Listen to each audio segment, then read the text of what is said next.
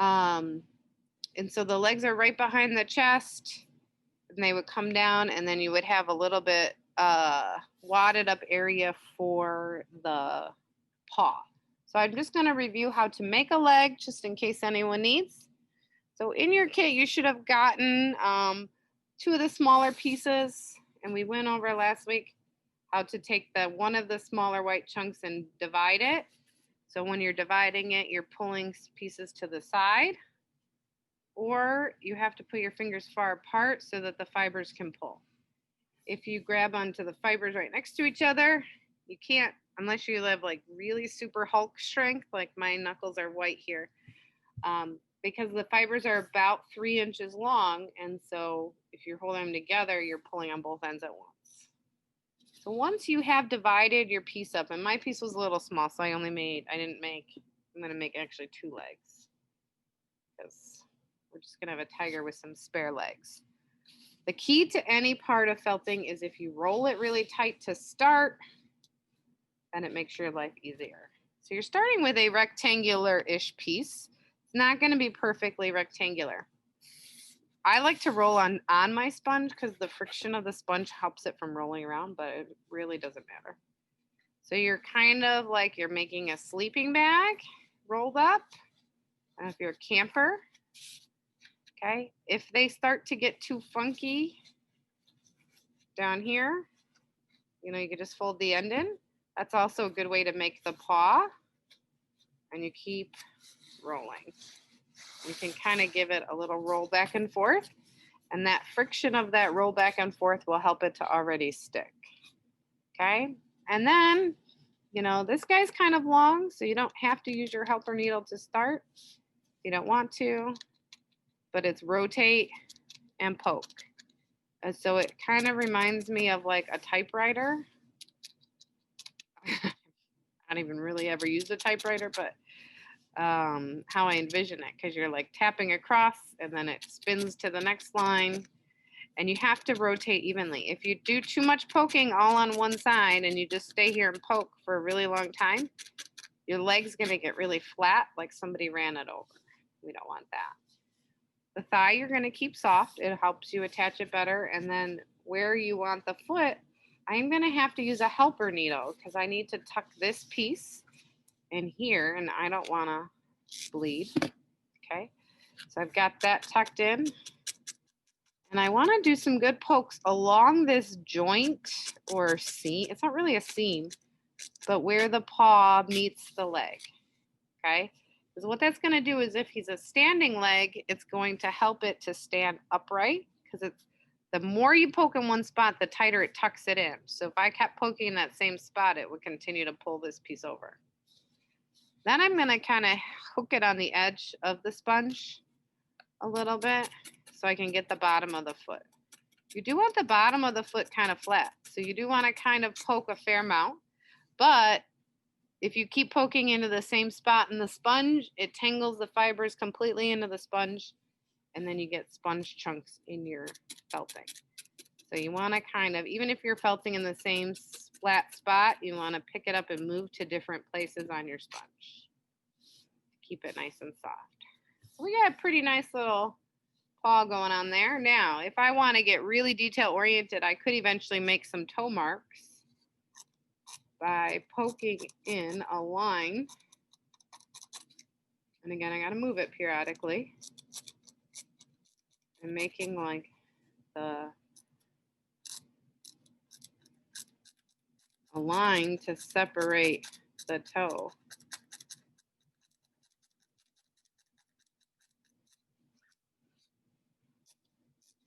But I think that first one wasn't very straight. So, you know, it's hard to see right now.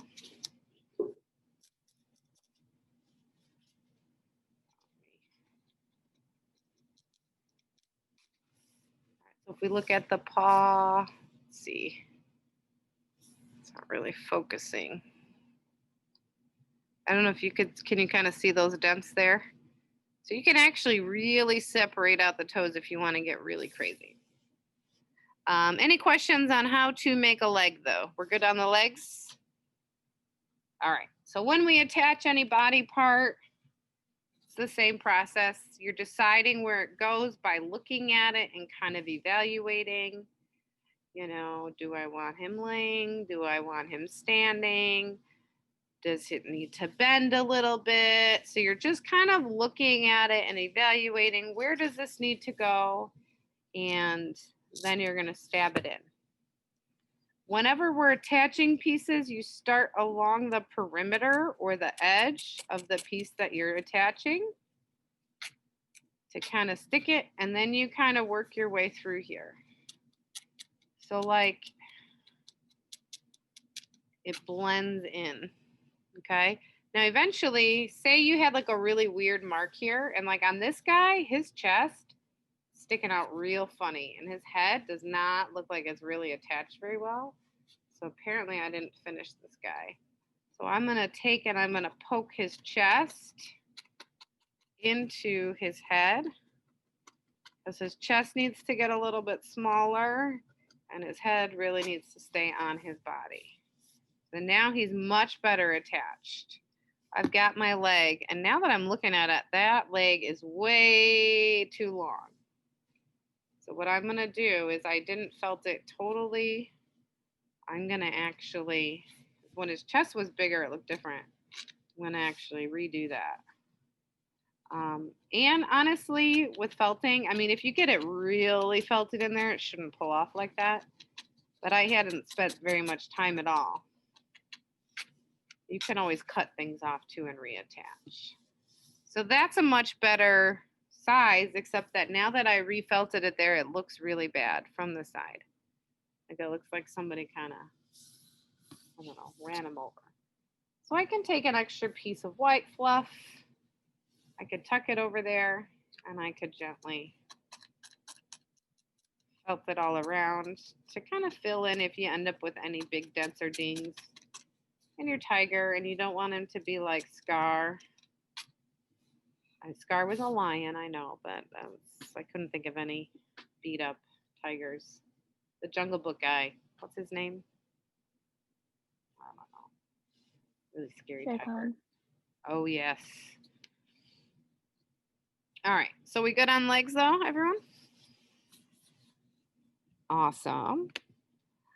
So the next big step after that, and Jared's already there. Excellent. Anika's already there, I think. Oh no, you're getting ready. You're just ahead of me. All right. We are going to add the orange. So you have your orange pieces, and I have mine in smaller pieces because I've kind of made several tigers, so I've split up my things. But the reason we use white for the core, it's easier to plan when we're doing a kit like this than measuring out the exact right amount of every color. Because then, you know, even if you were short a little bit and you need to fill in a dent, you could fill in with the orange because that's going to coat it on the outside.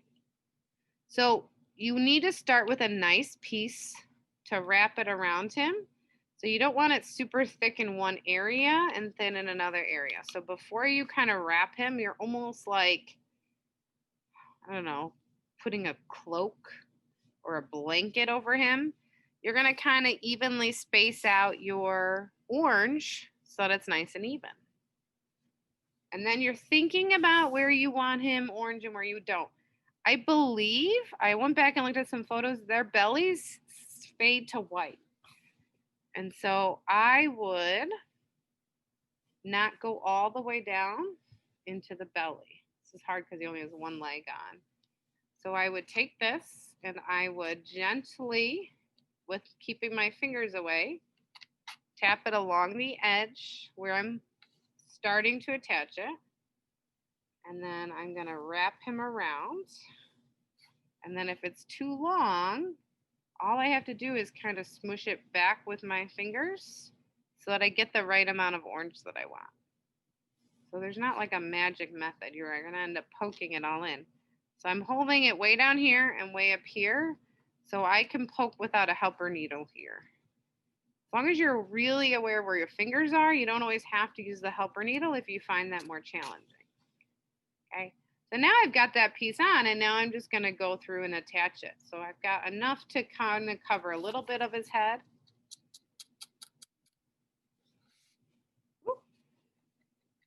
And you want to very lightly poke the orange fur. That's kind of like your outside layer. So you don't want it to be all denty. Whereas if you ended up with some dents or dings on the white, really wasn't the end of the world because we're wrapping it. Now I have some extra fluff down here. I don't need that much. So I'm gonna go ahead and tuck that off. And I'm just gonna kind of tuck this around his rear end in a good way. A few pokes to kind of secure it.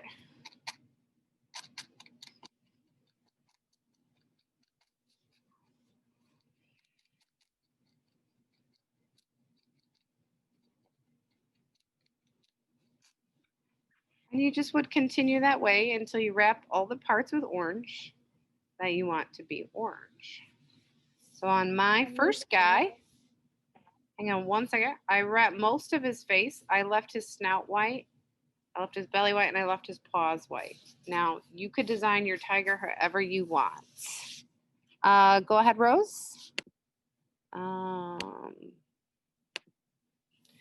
So to make these ears, we're tucking up a little piece that's about ear size, and then we're poking it, we're flipping it like it's a burger, poking it, flipping it, poking it. So you're gonna take from your orange just a small tuft, okay? That's probably even still too big. And you're gonna take a small piece. With small pieces, I like to roll them on my sponge, okay?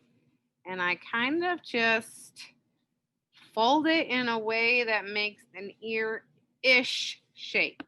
So I just kind of folded it over itself and over itself and over itself to make an ear-ish shape.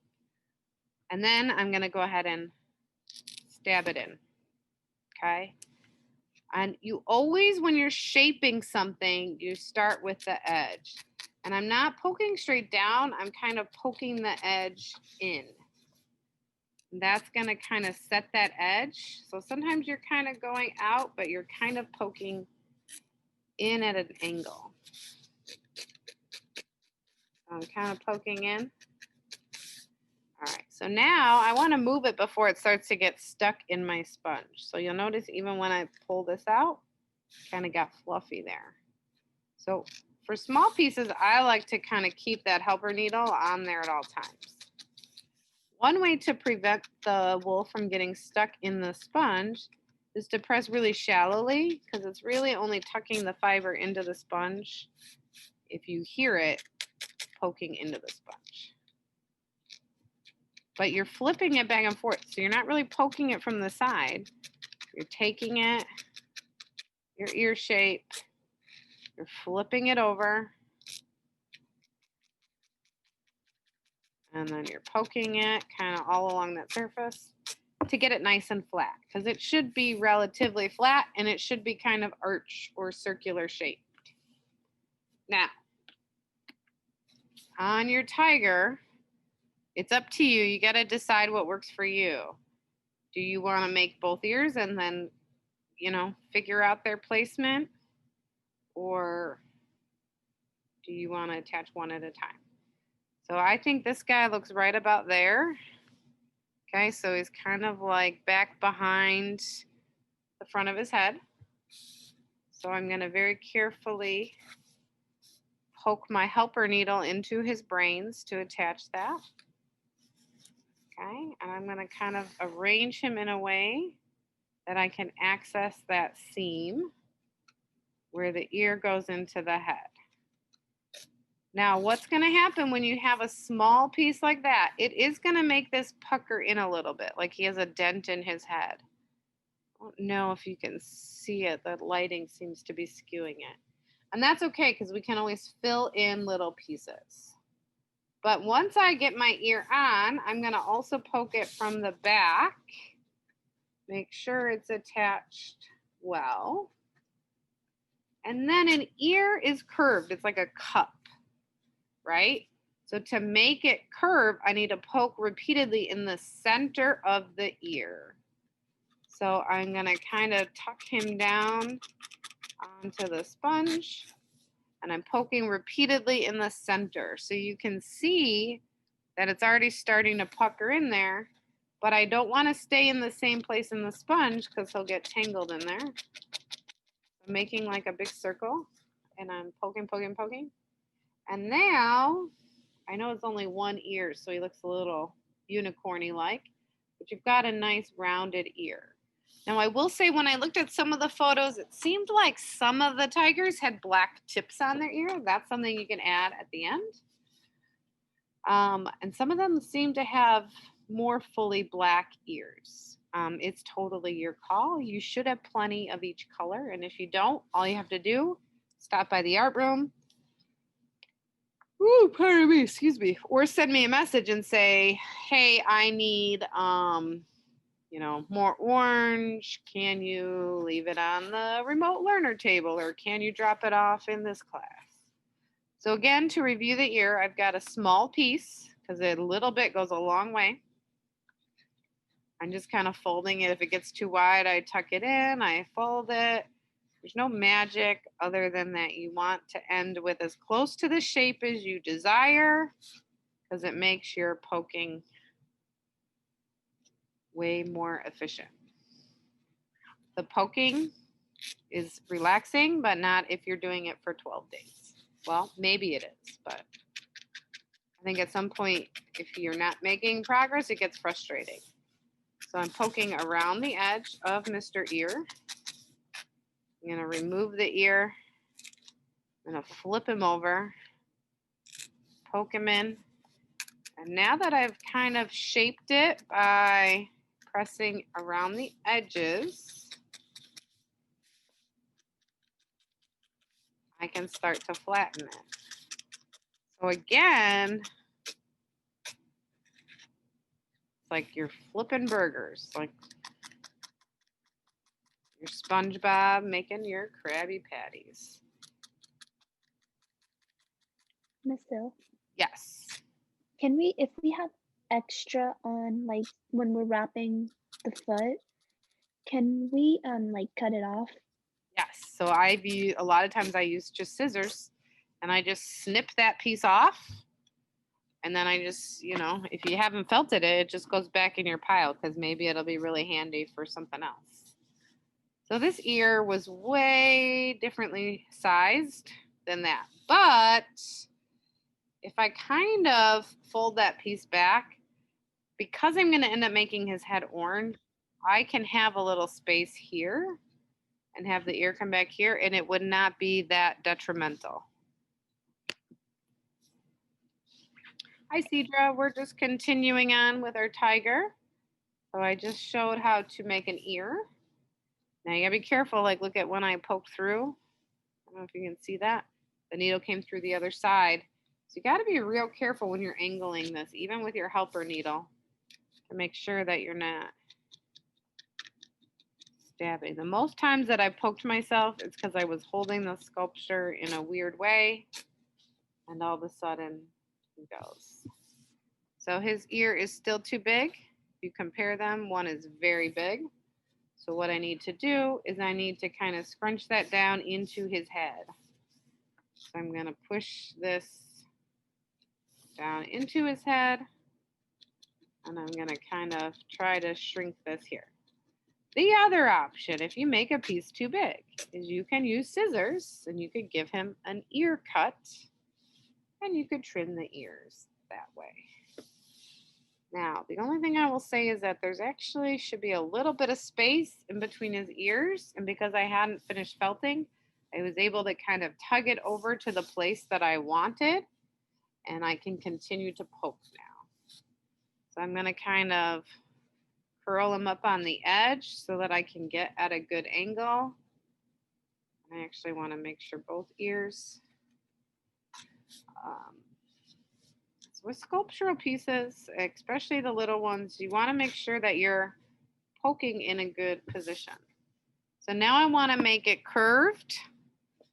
So I'm going to lay this down here and I'm going to, squish his nose down and I'm going to poke repeatedly in the middle of the ear to make like the ear hole, so to speak. Pick it up and move it so it doesn't get stuck in the sponge. Poke repeatedly, all in the middle of the ear. So those fibers are getting super tight. So it's making these fibers curl. So if I tighten my hand here, your fingers would curl up. It's the ears, the same thing. By poking in the same spot. So I actually, now it almost looks like I made this ear a little too small, but you know, he could be a little lopsided. So that is ears. Okay, the face is the trickiest. So I tend to leave that for last. So I would finish wrapping my orange and I would add his tail. So the tail is slightly different than some of the other pieces. You can use the same technique on, you know, any small piece.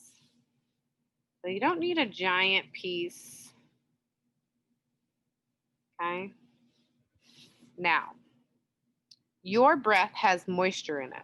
So when you breathe, you're breathing out moisture because your mouth is wet. So there's two ways to felt. One is poking with a needle and one is wet and agitating it. And it's that. So how many of you have maybe ever washed something that was made of wool, like a wool sweater? You put it in the washing machine and then you put it in the dryer and it was totally shrunk. Yeah, well, it actually wasn't from the heat of the dryer. It was the agitation that it went through in the washer because the washer's making those all go back and forth. So that's what tangled the fibers and so it shrunk. Hang on one second. All right, so you have moisture in your breath and it will help tangle the fibers. So when you're making something, you can put it in your hands. You can hold it up to your mouth and breathe on it. Now, obviously, we're in the middle of a pandemic. You wouldn't breathe on somebody else's wool fibers because COVID is transferred through water droplets. But the moisture that's in your air is starting to help tangle those fibers. And then you're kind of creating like a coil, just like you would with clay or Play-Doh. And you're already starting to create your tail. Now, you are going to need to do some needle felting, but you've already got these fibers kind of starting to tangle and to make a nice tail. Now, tiger tails are not super skinny. They're not like mice tail. They're like fairly significant, I feel like. Like they're almost as wide as their leg. This tail might be a little bit too wimpy. Okay, but say it got too skinny, you can always fold the piece over, you know, or if it's too long, you can always cut it with the scissors. But I felt like this part got a little too skinny. So I'm going to poke it in with my helper needle. Kind of attach. Then I'm going to turn it. Because if I poke only on one side and then the other side, it's going to get flattened. So now that it's kind of sticking, I can just rotate it. So I poke along. It's like your typewriter poke. Ding! I don't know if you watch cartoons with typewriters in them. And you're starting to get a pretty nice tail, okay? I find that it's kind of going to be personal preference to decide whether you curve the tail first or attach the tail. Sometimes I think it's easier to do it separately. Sometimes I think it's easier to make it in the perfect shape after you put the tail on the tiger. So if I want this tail to come up and curl up at the base, I need to poke repeatedly right here because that's gonna, it's like your fingers. If you push down here, they're gonna curl up. Okay, so push here, it curls up. It's the same thing. If you poke repeatedly in that same spot, and you can watch, because if you look from the side, even those few pokes that I did, the tail that went from flat and now it's standing up here, okay? You do have to kind of move it though. You don't want it to look like somebody like ran it over. So now I'm gonna hold it from this side. I'm gonna poke slightly lower. So in the same general area, so I'm gonna get more curve, but not in that like one line. You're kind of tucking in an area. And then I'm starting to get a little flat from the side there. So I'm gonna very carefully kind of make sure that I even it out. And if you poke so much that it gets too tight and you need to go back in, you can always add a little chunk of fur there to even it out. So that will give my tiger tail a curve at the end of his tail. And then I think I may curve it a little bit more towards this middle part.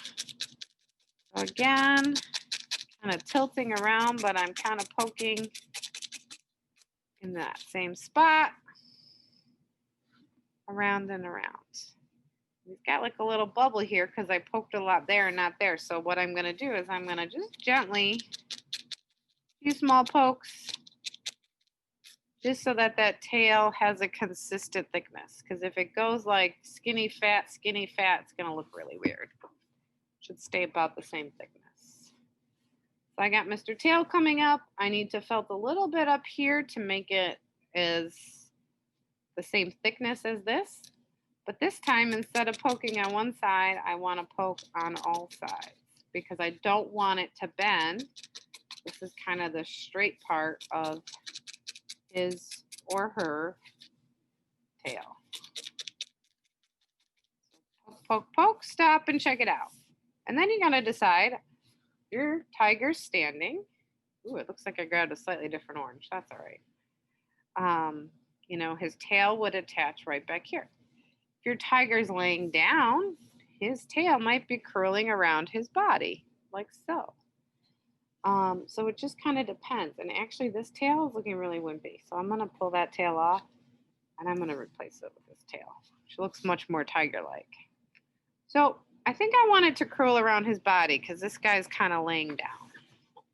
So I'm going to kind of inspect it. I think I like it on this side. I like it actually almost up in there a little bit. So now I'm going to use my helper needle, put it where I want it, and I'm going to stab it right into where it belongs. Okay. And then I'm going to kind of prop him up at a good angle, being very aware of my fingers. And I want to gently poke him in. So I didn't just attach the very end. I left like a good ½ inch that overlapped his behind so that I had plenty of surface area to poke gently to make his tail really strong. Because that was what looked bad about this tail, is that it was very wimpy right where I attached it, so it didn't look very good. Okay? Once you get the tail attached, then you have to make some decisions, like maybe when you kneel over here, you decide you need a little more curve. So if I need a little more curve here, that's where I do a little bit more poking. And instantly you can see I have a little bit more curve to the tail. So it's always just going to be a back and forth, a back and forth, a back and forth. When I'm looking at it from above here on this camera, it looks like it's got a little piece kind of sticking out there. So I want to even him out a little bit. You know, so you always just want to look at it. It's a sculptural piece. So it's not a drawing where it's flat. You're looking at it from all sides. All right. So that is tails. All right. So when you're ready, and there's no rush, but I want to get enough of these last steps so people can finish these on their own if they want. And then we got to start thinking about what we want to do next. So I did post in Schoology. If you're not in the group, let me know when I can add you. But tiger stripes, they're very thin. So you need a very teeny tiny piece of felt or wool, sorry. And just like we did with the tail, you're going to blow on it, get your breath, and then you're going to roll it into a stripe by rolling it back and forth. It's way easier to add a stripe if it's already mostly in the shape that you need. So he's got a weird little bump there, which I could felt out, but honestly, it doesn't matter. Now, the thing with stripes is you don't want it to look too perfect. Like some of the stripes branch off.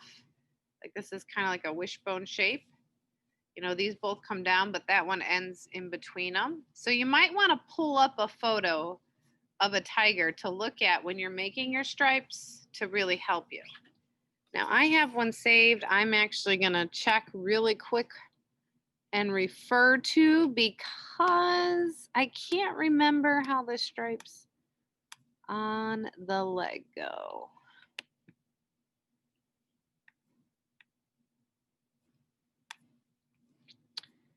And I do know that I have too many files on my desktop waiting to be cleaned up.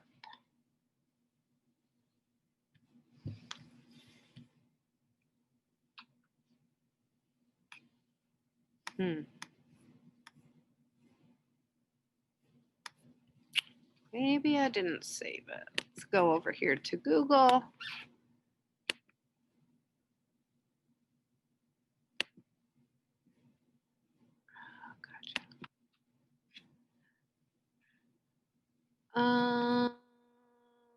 Let's see. Maybe I just looked up tiger.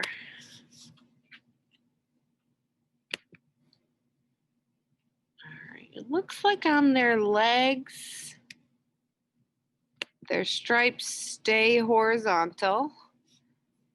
So I'm actually going to share my screen really fast.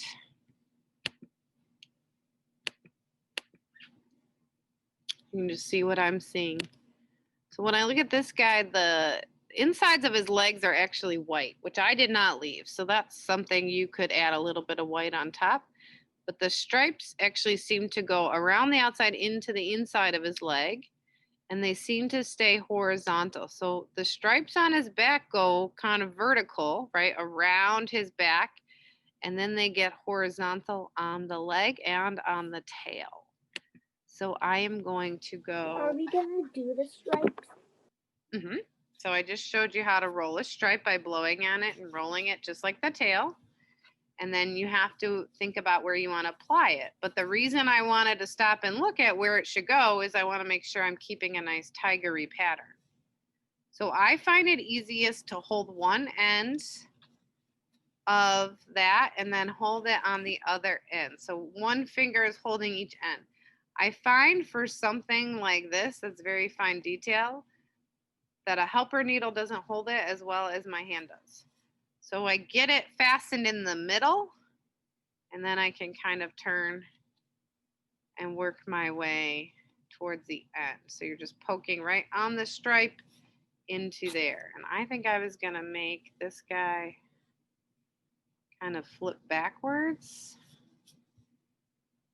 But now that I look at that, it looks weird. So I'm just gonna let it curl all the way around. So again, it's fastened over here. So I'm just gonna hold my finger at the end, kind of poke it in the middle there, and then kind of tuck it in. Okay, and you can put as many or as few stripes as you want. Teeny tiny piece. Okay, it's almost invisible. Blow on it. Roll it like a worm. Okay, if you're having trouble getting it in your hand, you can roll it along the sponge. That friction gives it a nice little piece. And then say they're too long. If you want to cut them, you can. If you're doing super tiny, like leg stripes. So like this guy would go around the leg. So not up and down the leg, it goes around the leg. And these are small, so you have to really decide if you can pay attention to where your fingers are or if you want to bust out your helper needle. I tend to be a little bit stubborn and like to not use my helper needle as much because I find I'm just not as coordinated with it as I am with my own hands. I'm gonna fill in. I just noticed I have a gap here where he, shed a patch of fur. So I just wadded up a little piece of the orange. I want that in there before I put any stripes in that spot. And I'm just loosely poking it around. And I'm gonna put, oh no, my other stripe was so small it blew away. I don't know. I'll find it somewhere later. And that's how you just do stripes. So small piece, blow on it, roll it, either in your hands or on your sponge, and then just design away. Seed drop.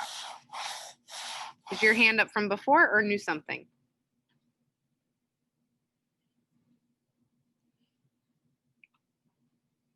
Wait, are you talking to me? Yep, your hand was up. I didn't know if it was up from before. I instead of putting a nozzle, I'm just gonna try to put like a nose right here. And also, do we have to have white to make the eyes?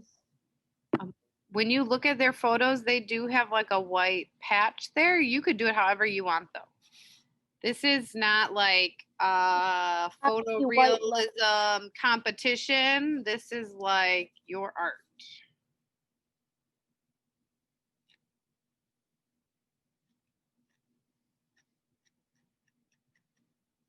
So you can design your guy however you would like.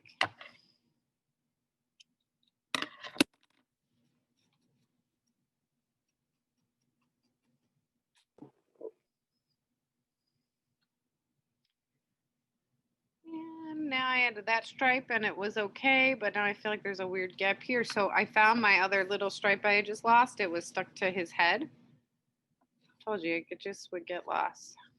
I'm very carefully just doing a few pokes, and then once it's on there enough, then you can go in and really make that stripe stick. And I will say that most of the stripes, they taper to a point at the end. So you want to kind of let it get a little thinner at the end if you can. I will do his other eyeball. Now, when I do eyeballs, I like to first build an eye socket.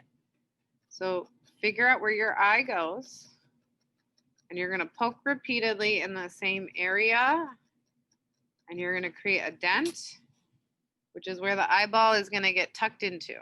Okay, so it almost looks like an eye without even doing anything because it changes how it looks when it's really poked in there. Now this guy has a little bit on the side. So you're literally taking an almost invisible amount of white. And for this, you're just kind of loosely folding it up nice and small to be semi-eye shaped. And it's not even his eye, it's really kind of like his, I don't know, like his area around his eye. I don't know if there's a special name for it. So you get it in, you poke it in, kind of guide this.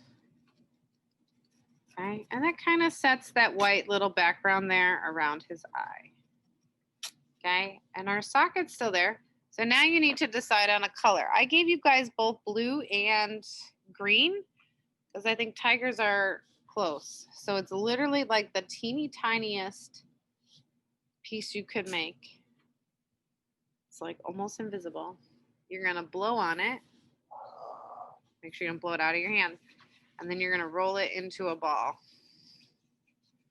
Now, that looked like a teeny tiny place, but this eyeball would look way ridiculous. Way too big of an eyeball. So you can either cut this in half or you could try again at tufting off. Once it's kind of felted like that though, it's not really good unless you anticipate, needing a dot for something. So I trimmed it. Oops, I cut it. You definitely want helper needles for stuff like this. So I kind of skewered it on here like I were picking up, I don't know, a shish kebab. And I'm gonna poke it into his eyeball area. And I want it right in that dent because I want it to kind of sink into that socket that I made. And I'm going to poke it. And it's careful because you're like it's really small. So it's hard to get next to that other needle.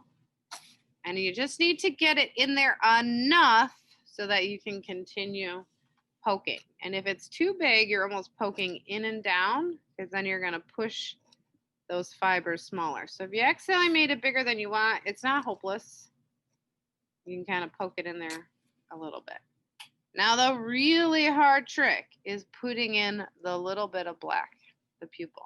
Like I'm talking about, you need only a couple hairs. This might still be too much, and I know you can't even really see it. It's like almost not there. So you're gonna blow on it. That moisture is just gonna help it grip to itself. Roll it around. Oops, ran away. Okay. And that's really, we want to keep it really small. Oh my goodness, I can't believe it's already about 5 o'clock here.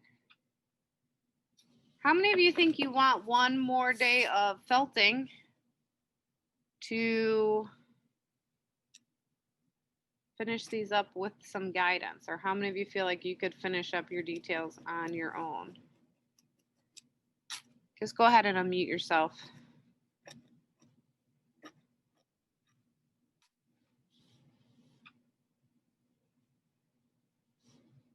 It's getting cuter by the minute.